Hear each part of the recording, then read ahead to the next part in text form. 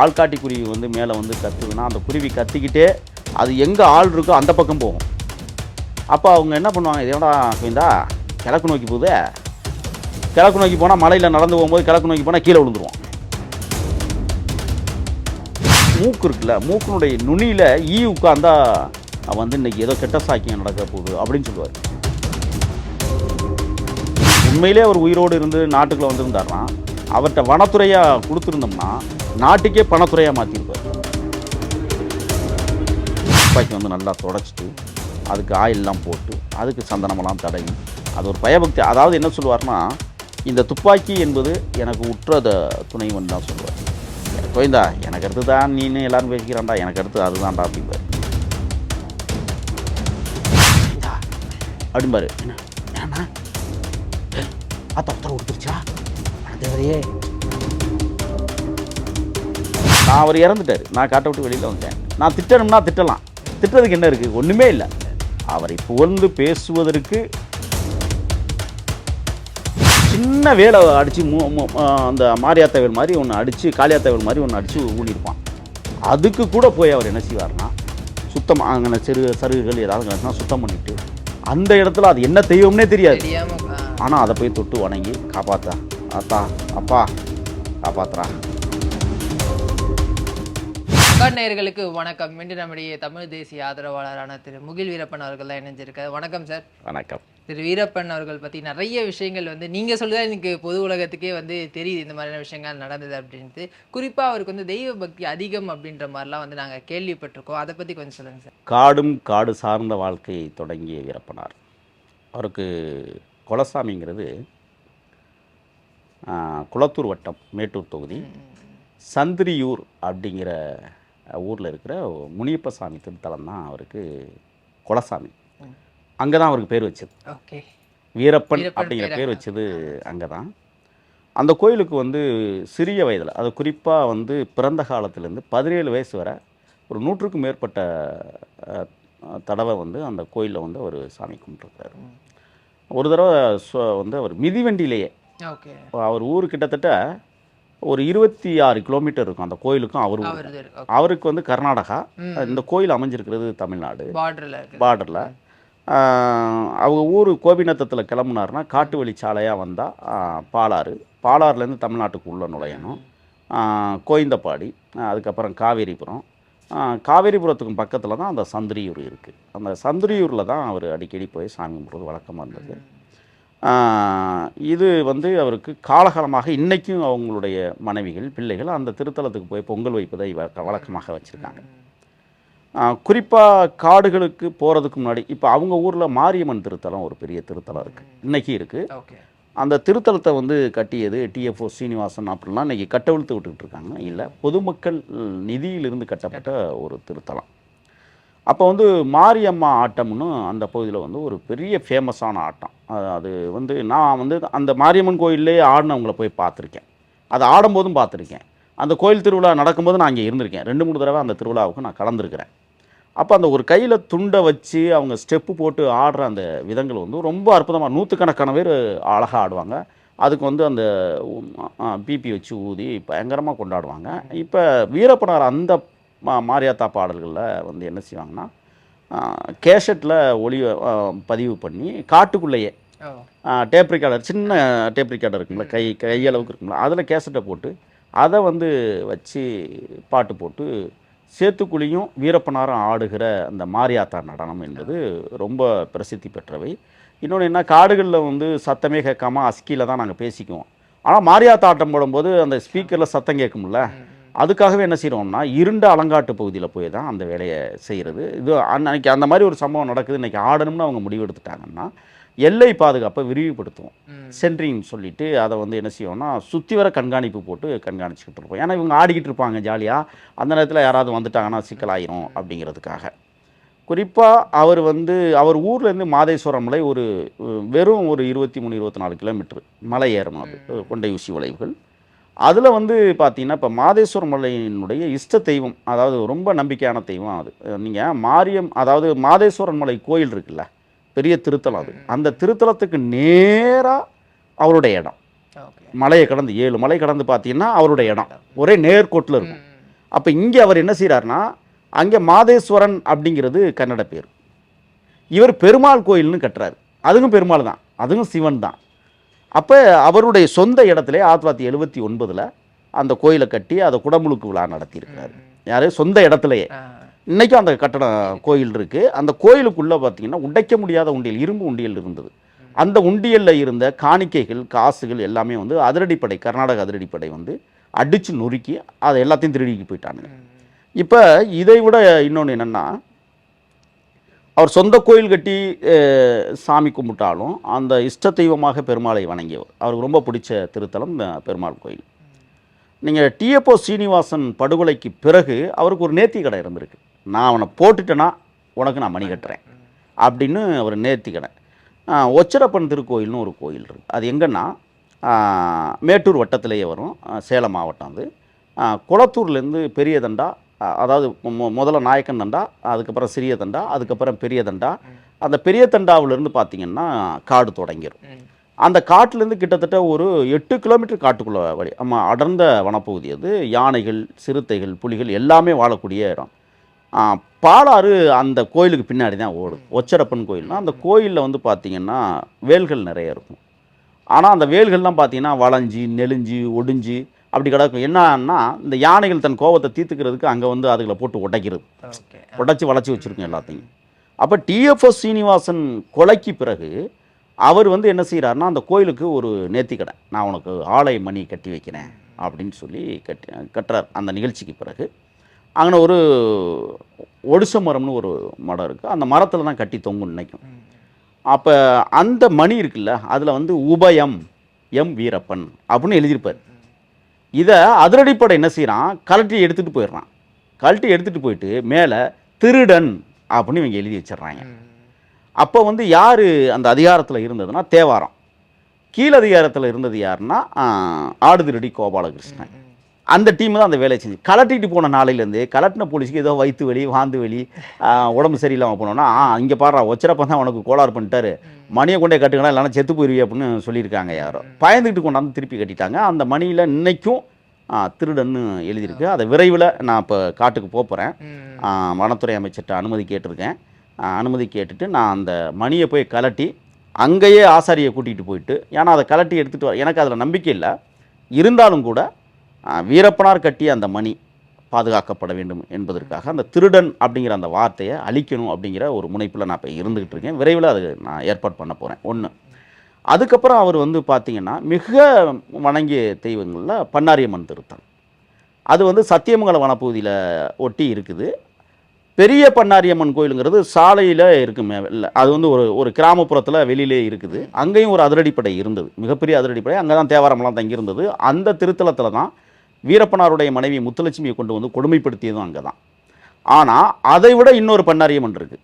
திம்மம் போகிற வழியில் 3வது கொண்டை ஊசி வளைவிலேருந்து சோத்தங்கை பக்கம் பார்த்தீங்கன்னா காட்டுப்பண்ணாரி அப்படின்னு ஒன்று இருக்குது. இந்த காட்டுப்பண்ணாரிக்கு என்னெல்லாம் அழைச்சிட்டு போயிருக்கிறாரு. நான் போய் அங்கே சாமி கும்பிட்டுருக்கோம். அவரோட போயிருக்கீங்க? ஆமாம், அவரோட இரவில் போனோம். பகலில் போகல, இரவில் போய் அதப்பா காட்டுப்பண்ணாரி அப்படின்னு சொல்லி நாங்கள் போகும்போது கூட ஒரு காட்டு பன்றி அந்த இடத்துலேருந்து ஓடிச்சு. அப்புறம் ஒர்றாட்டா அப்படின்ட்டு. ஏன்னா இந்த காட்டு பன்றி ஏன் அங்கே வந்துச்சுங்கிறத அப்புறம் விளக்கம் சொன்னார். அங்கே வச்சிருக்கிற வாழைப்பழம், அங்கே உடைக்கிற செதறுகாயெல்லாம் இருக்குல்ல, தேங்காய், இதெல்லாம் திங்கிறதுக்காகவே அது வரும்பா அப்படிங்கிற மாதிரி சொன்னார். அப்போ அந்த கோயிலை வந்து வணங்குவார். இதற்கு முன்னால் இன்னொரு விஷயம் என்னென்னா, காலையில் தூங்கி எந்திரிச்ச உடனே கால்கையெல்லாம் கழுவிட்டு அந்த பச்சை சட்டை அப்படியே மடித்து ஏற்றி விட்டுட்டு பேண்டை கொஞ்சம் சுருட்டி விட்டுட்டு காலெல்லாம் கழுவிட்டு காலை கடன்லாம் முடிச்சுட்டு பல் துளக்கிட்டு வந்து தன்னுடைய ஆயுதம் அந்த எஸ்எல்ஆர் துப்பாக்கி எடுத்து ஒரு இடத்துல அப்படி சமமாக வச்சு ஒரு சின்ன கல் எடுத்து அங்கே வச்சு அதில் சூடம் பற்ற வச்சு அதில் வந்து ஊதுபத்தி கொளுத்தி அந்த துப்பாக்கி எடுத்து அந்த புகையில் அப்படியே சுற்றி காட்டிட்டு வா வா அப்படிம்பார். அப்படி சொல்லிவிட்டு அப்படியே சாமி கும்பிட ஆரம்பிச்சிடுவார். துப்பாக்கியை கீழே வச்சுட்டு கண்ணை முடிக்குவார். கிட்டத்தட்ட 108 சாமிகளை அவர் வந்து தினந்தோறும் மனசுக்குலேருந்து ஒப்பிப்பார். அப்படியே கட கட கட கட கடனா. அதில் நம்மளுக்கு விளக்குறது என்ன, பண்ணாரியம்மை விளங்கு, மாதேஸ்வரமலை விளங்கும், பெருமாள் விளங்க, காளியம்மாலே பல வகை காளியம்மாலாம் அவர் பேசுவார், சொல்லுவார். கட கட கட கடன்னு சொல்லிடுவார். அது பொட்ட மனப்பாடமாகவே ஆயிடுச்சு அவருக்கு. அந்த 108 சாமிகளை வணங்குகிறது. வணங்கிட்டு அந்த துப்பாக்கி எல்லா பூசையும் முடிச்சுட்டு அப்படி துப்பாக்கி எடுக்கும்போது வனதேவதையும் பார். இந்த வனத்தேவதை தான் தன்னை வாழ வைக்கிறதுங்கிறதுல முழுமையாக அவர் நம்பக்கூடியவர். அதே மாதிரி அந்த காலங்களில் வந்து காட்டுக்குள்ளே வாழ்ந்த மக்களே சில இடங்கள்ல என்ன செய்கிறாங்கன்னா நடுகள் வழிபாட்டு முறையை செஞ்சுருக்காங்க. எவனாவது முப்பாட்டம் இறந்து போயிருப்பான். அந்த இடத்துல என்ன செய்வாங்கன்னா ஒரு கல்லை தூக்கி போட்டுட்டு பொட்டு சந்தனம் வச்சுட்டு போயிருப்பான். அல்லது ஒரு சின்ன வேலை அடித்து அந்த மாரியாத்த வேல் மாதிரி ஒன்று அடித்து காளியாத்த வேல் மாதிரி ஒன்று அடித்து ஊனியிருப்பான். அதுக்கு கூட போய் அவர் என்ன செய்வார்னா சுத்தம் அங்கே சருகுகள் ஏதாவது கிடச்சுன்னா சுத்தம் பண்ணிவிட்டு அந்த இடத்துல அது என்ன தெய்வம்னே தெரியாது, ஆனால் அதை போய் தொட்டு வணங்கி காப்பாத்தா ஆத்தா அப்பா காப்பாத்துறா அப்படிம்பார் சொல்லிவிட்டு அதை கடந்து போகிறது. இதை விட இன்னொரு செய்தி உங்களுக்கு நான் சொல்லணும்னு நினைக்கிறேன். மணிக்கரைன்னு ஒரு இடம் கோவிச்செட்டிப்பாளையத்துலேருந்து பக்கம் பங்களாபுதூர் காவல் நிலைய சரக எல்லைக்கு உட்பட்ட பகுதி. அந்த மணிக்கரையில் வந்து தான் மேக்கிய ரங்கசாமி படுகொலை நடந்தது. அந்த மேக்கிய ரங்கசாமியை சருவில் நாங்கள் வந்து தங்கியிருக்கும் போது தங்கின இடத்துலேயே நாங்கள் புதைச்சிருப்போம். அதுக்கு மேலே பார்த்தீங்கன்னு சொன்னால் கொஞ்சம் தொலை ஏறணும், ஒரு 2 கிலோமீட்டர் மேலே போனோம்னா ஒரு முனியப்ப சாமி கோயில் இருக்குது. மேலே வேல்கள் மட்டும் ஊனியிருக்கும். ஆனால் வேல்லாம் அந்த காலத்து வேல்கள் நல்லா பழம் பொருந்திய கம்பியில் போட்டு செஞ்சு கொண்டாந்து ஊனியிருக்காங்க. அந்த வேலிலேருந்து ஒரு 2 அடி இப்படி தாண்டி இப்படி எட்டி பார்த்தோம்னா கீழே ஒரு 1000 அடி பள்ளம் தெரியும். தடுமாறா முடிஞ்சது. அந்த கோயில் அந்த மாதிரி அமைஞ்சிருக்கும். அது ஒரு பெரிய பாறை இருக்கும். அந்த பாறைக்கு பக்கத்தில் அந்த வேலு ஊனியிருக்கும். அது சொல்லுவார், ஏப்பா இதுலேருந்து விழுந்தா என்னப்பா ஆகுறது அப்படிம்பார். எட்டி பார்த்தோம்னா நம்மளுக்கே பயமாக இருக்கும். காடாக இருக்கும், அப்படியே பயங்கர காடாக இருக்கும். அப்போ நாங்கள் இப்படி வழித்தடத்தில் போகும்போது சொல்லுவார், எத்தனையோ வருஷத்துக்கு முன்னாடி நம்ம தமிழர்களில் எவனோ ஒருத்தன் இங்கே வந்து இந்த வேலை ஊனி சாமி கும்பிட்டுருக்கான் பார்த்தியா, அந்த பாறை இருக்கலாம், அந்த பாறையெல்லாம் வந்து சந்தனம் பூசியிருக்கும், பொட்டு வச்சுருப்பாங்க. அந்த மாதிரி அவர் அதை ஒரு கடவுளாக நினைக்க மாட்டார். எவனோ ஒரு மூதாதையரை நினச்சி அவர் வணங்குறது அப்படிங்கிற ஒரு விஷயம். இதை விட இன்னொன்று இருக்குது. அவர் ஊர்லேருந்து ஒகனைக்கல் போகிற வழியில் தான் வந்து அந்த தினேஷ் படுகொலை. இந்த தினேஷ் படுகொலை நடந்த பக்கத்திலே ஒரு முனியப்ப சாமி கோயில். அந்த கோயிலில் அவர் என்ன செய்கிறாருன்னா சாமி கும்பிட்டு தான் தினேஷை அடிக்கிறார். அதுக்கு பிறகு அதே கோயிலுக்கு வேல் அடித்து வைக்கிறார். நீங்கள் அதே மாதிரி கோட்டையூர் பங்காளிகள் முத்துக்குமார், தனபாலு, இந்த 6 பேர் படுகொலை இருக்குல்ல, அந்த 6 பேர் படுகொலையில் வந்து 5 பேர் படுகொலை அது, ஒருத்தர் தப்பிக்கிறார். அதில் அது கூட வந்து பார்த்திங்கன்னா கல்லட்டி முனியப்ப சாமி அப்படிங்கிற இடம் தான். அந்த கோயிலில் தான் வச்சு அந்த கொலையே அவர் பண்ணுறார். அதாவது என்னென்னா, நான் ஒரு செயல் செய்ய போகிறேன், எனக்கு நீ உத்தரவு கொடு, நீ உத்தரவு கொடுத்தா நான் இதை பண்ணுறேன் அப்படிங்கிற நிலைப்பாட்டில் தான் அவர் இருந்தார். அது உத்தரவு எப்படி கொடுக்கும் கடவுள் அப்படின்னா, அவர் நம்புறது தெற்கு பக்கம் கெவிலி சத்தம் கொடுக்கணும். கெவிலின்னா பள்ளி கத்தணும், அங்கே கெவிலின்னு சொல்லுவாங்க. அதை தெற்கு பக்கம் கத்துனா ஆத்தா உத்தரவு கொடுத்துருச்சு, ஐயா உத்தரவு கொடுத்துட்டாரு அப்படின்னு. இதை விட இன்னொரு செய்திகள், இந்த மாதிரி அதிபயங்கரமான ஒரு நிகழ்வு நடக்கிறதுக்கு இந்த மாதிரியெல்லாம் வேண்டுவார். இன்னொன்று, இந்த விட அதிபயங்கரமாக ஒரு விஷயம் நடக்குது அப்படின்னா சோழி உருட்ட ஆரம்பிச்சிடுவார். கையிலே வச்சுருப்பார் சோழி. இந்த கடல் முத்து இருக்குல்ல, அதை வந்து என்னென்னா உருட்டுவார். உருட்டிட்டு அந்த காலை தொங்க போட்டுக்கிட்டு அவர் உட்கார்ந்து அந்த உருட்டுறது, அந்த சாக்கை விரிச்சுக்கிட்டு அவர் அள்ளுறது, அது எல்லாம் இன்றைக்கும் எனக்கு பசுமரத்தாணி போல் பாஞ்சிருக்கு. உட்காந்துட்டு குனிஞ்சுக்கிட்டு கிட்டத்தில் வச்சுட்டு எண்ணுவார், கோயந்தா அப்படிம்பாரு.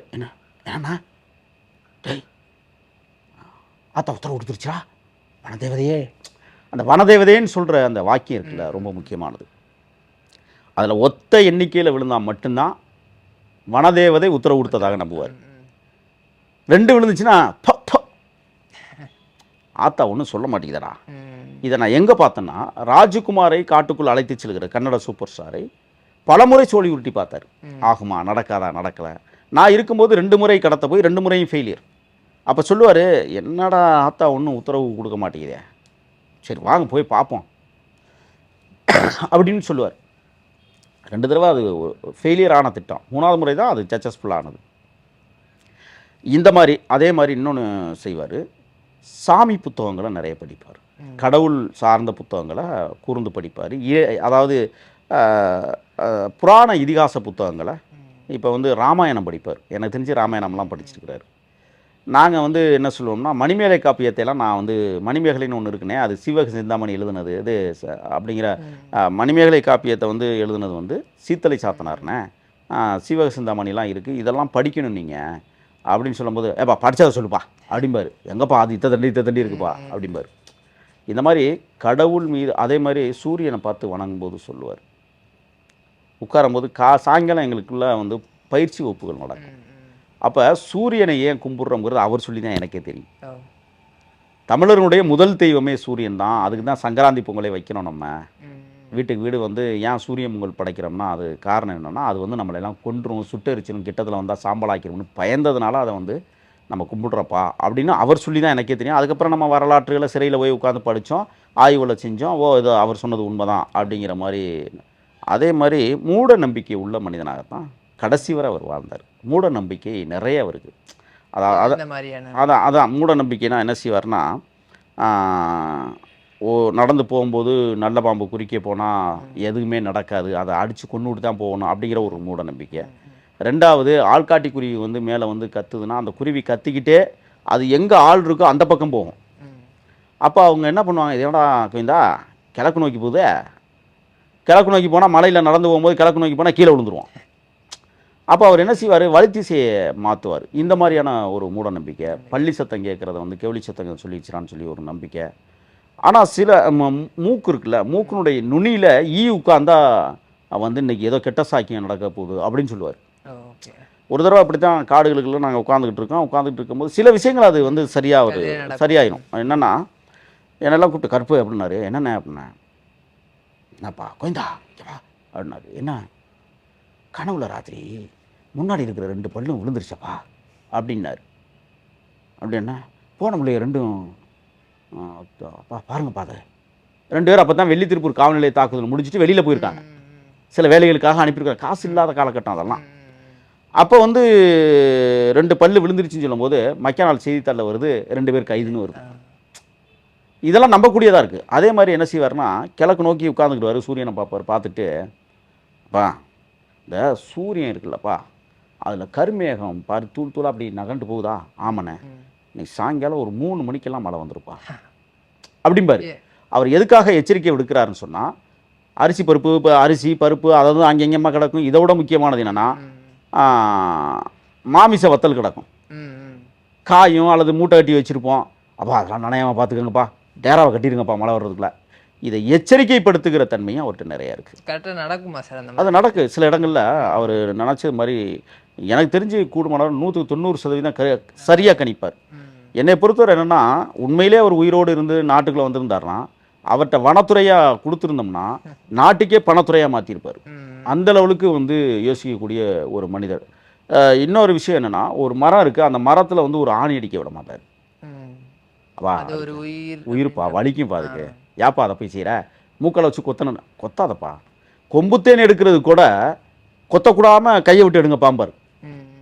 அப்படி யோசிக்கக்கூடிய ஒரு மனிதன். பல தெய்வங்களை அவர் வணங்கினார். அந்த நம்பிக்கை அவருக்கு அதிகமாக இருந்தது. அதோடு மட்டுமல்ல, இப்போ நடந்து போகிறோம், கால்நடையாக நடந்து போகும்போது என்ன செய்வார்னு சொன்னால், நம்மெல்லாம் போனால் பூனை குறிக்க போணுச்சுன்னா போகமாட்டோம், ஐயோ சகுனம் சரியில்லை அப்படின்னு சொல்லி நம்ம சொல்லுவோம். இன்னொன்று என்ன, காக்கா தலைக்கு மேலே கற்றுனாலும் சகுனம் சரியில்லைன்னு. காடுகளில் காக்கா கிடையாது, ஒரு காக்கா கூட நீங்கள் காடுகளில் பார்க்க முடியாது. ஆனால் காட்டுப்பூனை இருக்குது. அப்படி ஒரு முறை நடந்து போகும்போது காட்டுப்பூனை இரவில் குறிக்க போயிடுச்சு. கோயந்தா நல்லா அது இப்படி வெளிச்சம் கொடுத்துட்டு போகுது அப்படிம்பார். அந்த கண் இரவில் பார்த்தீங்கன்னா பளிச்சு தெரியும் நம்ம. அப்போ அவர் என்ன சொல்லுவார்னா, ஐயோ இது இப்போ ஆபத்து, நம்ம அப்பா வேறு பக்கம் போப்பா அப்படிம்பார். இந்த மாதிரி சரி, நீங்கள் காடுகளுக்குள்ளே வந்து 3 சமூக கட்டமைப்பு வலுவாக இருக்காங்க. இருளர்கள், சாதி சொல்கிறேன்னு நீங்கள் கோச்சிக்கக்கூடாது, இருளர்கள், சோழகர்கள், லிங்காயத்தார் என்கிற 3 சமூகம் இருக்குது. இதில் அதிகமாக வந்து இருளர்கள் என்ன பார்த்தீங்கன்னா, அங்கனைக்கு எங்கேயாவது ஒரு கல் எடுத்து சாமி கும்பிடுவான். அதுக்கப்புறம் அதிகமாக வந்து சாமி கும்பிட்றது பார்த்தீங்கன்னா லிங்காயத்தார். ஆனால் அவங்க கும்பிட்ற சாமி எதுனா மாதேஸ்வர மலை தான் அவங்க கும்பிடுவாங்க. அவங்க லிங்கம் போட்டிருப்பாங்க, அதை நீங்கள் பார்த்துருப்பீங்க. அவங்களும் என்ன செய்வாங்கன்னா, பட்டை அடிச்சுக்கிட்டு எப்போதுமே பட்டை அடிச்சுக்கிட்டு இருப்பாங்க, 3 பட்டை. ஆனால் அந்த மனிதர்களை பார்த்தா வீரப்பனார் நம்ப மாட்டார். ஏன்னா அதிகமாக காட்டி கொடுத்ததே அந்த சமூகம்னு அவர் விரும்புவார், அதை யோசிப்பார் அவர். அப்போ ஒரு சில பேர் நல்ல மனிதர்கள்லாம் காட்டுக்குள்ளே இருக்காங்க. அவங்கெல்லாம் வந்து உதவி செஞ்சவங்களாம் ஏராளமான பேர் இருக்காங்க அவங்களே, அந்த சாதிய கட்டமைப்புக்குள்ளேயே. ஆனால் அந்த சோழகர்கள் இருக்கான் பாருங்கள். இப்போ நீங்கள் சோழகர்னு சொன்னால் நம்ம கூடவே பொண்டாட்டியோட தங்கினவர் ஒருத்தர் இருக்கிறார் அங்கே காட்டுக்குள்ளே. அவரெலாம் வந்து பார்த்திங்கன்னா அந்த சமூகமே எப்படின்னா ரொம்ப பால்பட்ட சமூகம். அவங்களும் கடவுள் நம்பிக்கை அதிகமாக வச்சுருப்பாங்க.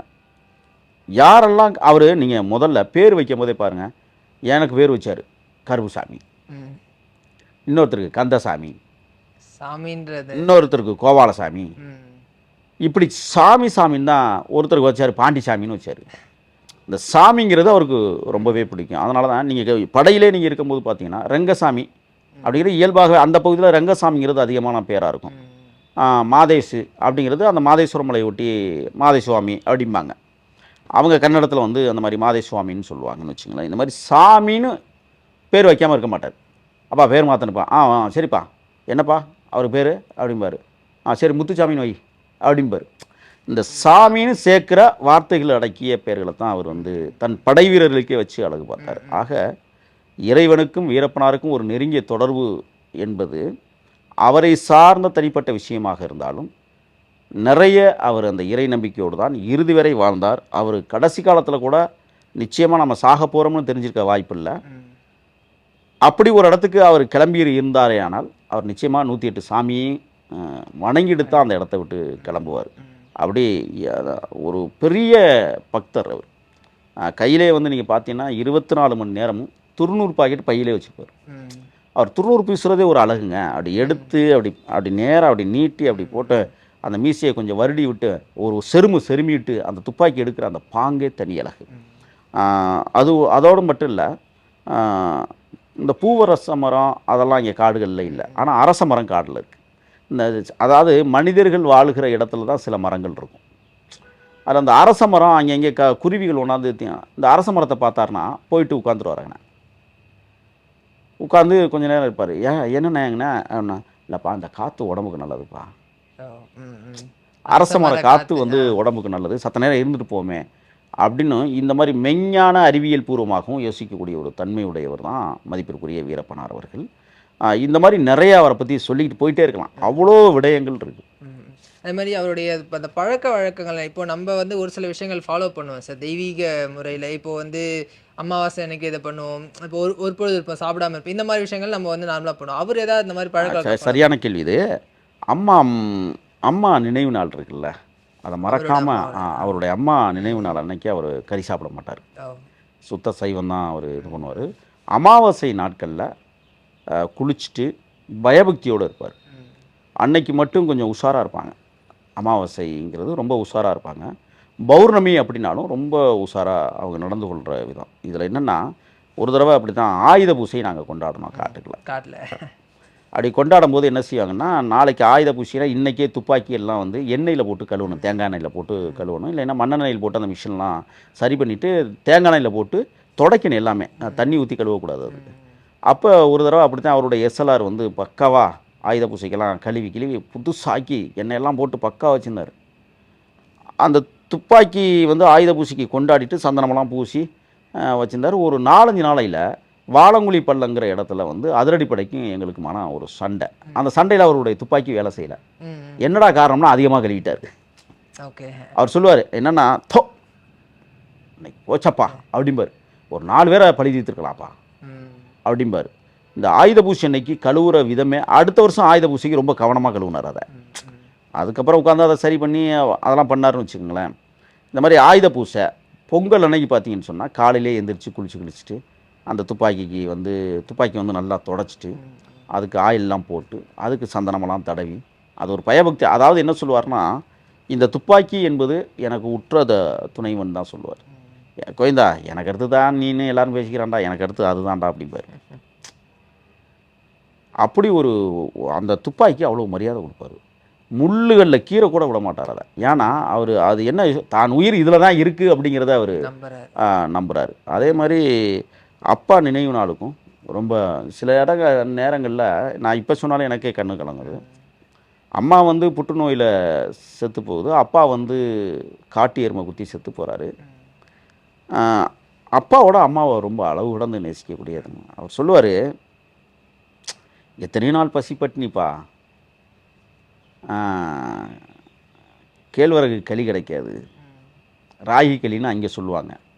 இந்த ராகி களி கிடைக்காம அம்மா எத்தனையோ நாள் நடந்து போய் ஆலம்பட்டியிலெல்லாம் போய் வந்து ராகி வாங்கிட்டு வந்து உரலில் போட்டு இடித்து கஞ்சி மாதிரி காய்ச்சி கொடுத்துருங்க. அப்படிப்பட்ட அம்மா சாவு அன்னைக்கு நான் இல்லை, பங்காளிகள் என்னை ஊருக்குள்ளேயே வரவிடாமல் தடுத்து காட்டுக்குள்ளேயே அனுப்பிச்சிட்டாங்க அப்படின்னு அவர் அந்த அந்த விடயத்தை சொல்லும்போது அம்மா நினச்சி அழுதுருவார். எப்படித்தான் அழுவார்னே தெரியும், அழுதுருவார், அப்படியே கண்ணீர் ஊற்றும். அம்மா மேலே அளவு அது எனக்கு தெரிஞ்சு என்னென்னா, அவர் வேண்டும் போது அந்த 108 அம்மாவையும் சேர்த்து வணங்குவார்னு தான் நான் நினைக்கிறேன். தாயே அப்படின்னு கண்டிப்பாக வணங்குறதுக்கு வாய்ப்பு இருக்குது. அது அது கத்தி சொல்ல மாட்டார், வாக்கிலே முணுமுணுப்பார், வாக்கிலே முணுமுணுத்து தான்.